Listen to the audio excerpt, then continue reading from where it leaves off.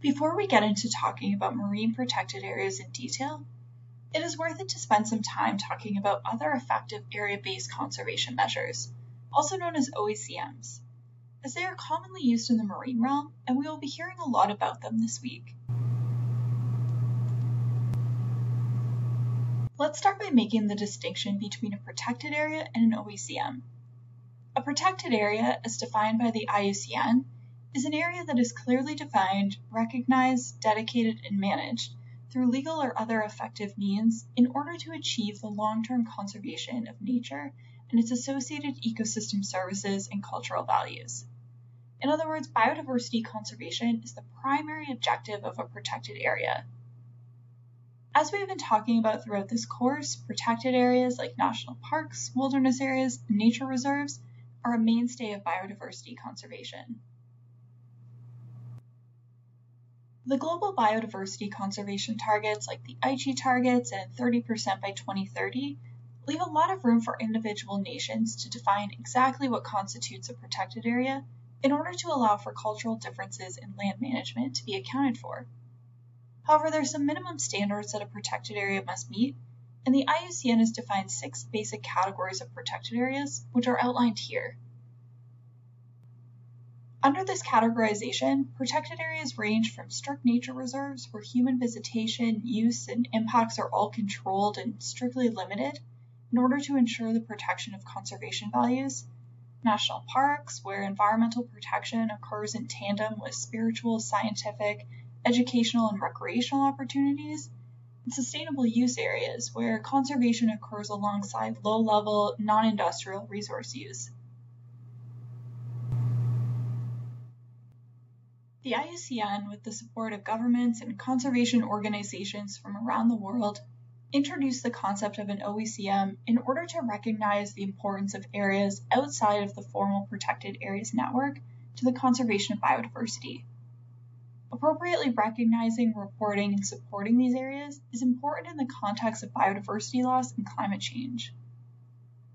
In late 2018, the IUCN, in conjunction with the parties to the Convention on Biological Diversity, adopted some guiding principles and criteria for the identification of OACMs, along with the following definition of an OACM, which you can see on the screen here. A geographically defined area other than a protected area, which is governed and managed in ways that achieve positive and sustained long-term outcomes for the in situ conservation of biodiversity, with the associated ecosystem functions and services, and where applicable, cultural, spiritual, socioeconomic, or other locally relevant values. Through the recognition of OACMs, the global conservation community is recognizing that effective and long-term conservation can, and indeed does, take place outside of designated protected areas. OACMs also highlight the diverse set of actors that play a role in the achievement of biodiversity conservation goals, including Indigenous peoples, local communities, and the private sector. The key difference between a protected area and an OACM is that while protected areas must have a primary conservation objective, this is not necessarily the case with OACMs, which are primarily managed for something other than conservation, like sustainable resource development or cultural values. However, they still deliver effective conservation outcomes. It's just that conservation is a secondary management objective, or simply maybe the ancillary result of management activities. But there must be some effective in situ conservation of biodiversity with OACMs.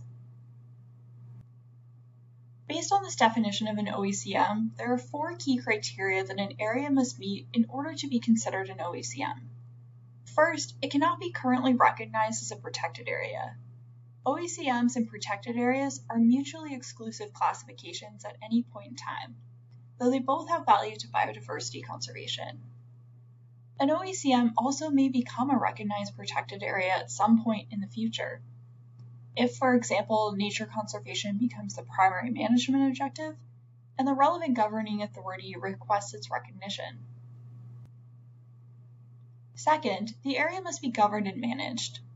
This means that an OACM needs to be a geographically defined area with a spatially delineated, agreed upon, and demarcated boundary.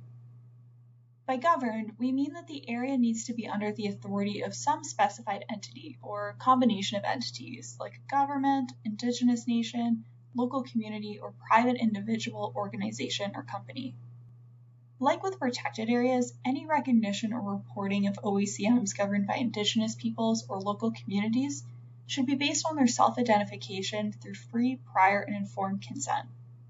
Management implies that there are actions being taken to achieve the positive and sustained long-term conservation of biodiversity.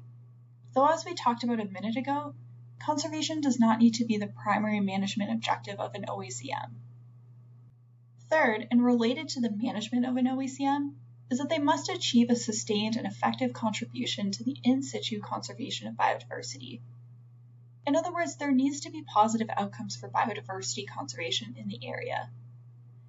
This means that while some activity that may not be allowed in a protected area can occur in an OECM, there still should not be any environmentally damaging industrial activities or extensive infrastructure development in an OECM. The IUCN specifically states that industrial-scale fishing and agriculture, forestry, mining, oil and gas extraction, and infrastructure such as dams and pipelines should not be part of an OECM. The governance and management are also expected to be sustained for the long term, so short-term or temporary management strategies do not constitute an OECM. For example, a short-term fisheries closure that only stays in place for part of the year or until a particular species recovers does not constitute an OECM under IUCN guidelines. Finally, ecosystem functions and services, and cultural, spiritual, socioeconomic, and other locally relevant values should also be protected in an OECM. This means that OECMs can be managed for more anthropocentric goals, but the key is that the achievement of these goals cannot impact negatively on the biodiversity conservation values of the area. The definition and criteria of an OECM that we just looked at were created by the IUCN. However, they were not agreed upon and released until 2018, but OECMs were recognized and added to the Aichi targets in 2010.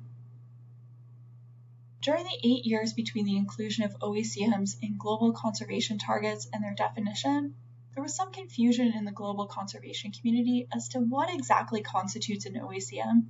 In response to the confusion, some countries, including Canada, developed their own definitions and criteria for what should count as an OECM. Although Canada did adopt the IUCN definition of an OECM in 2019 through its Canada Target 1 process, the Department of Fisheries and Oceans developed their own criteria for an OECM in 2015. This definition was used to declare a number of OECMs in the marine realm between 2015 and 2018, which did not necessarily meet the IUCN standards we just went through here. We will go into more detail on these differences and their effects on marine conservation in Canada in a later video.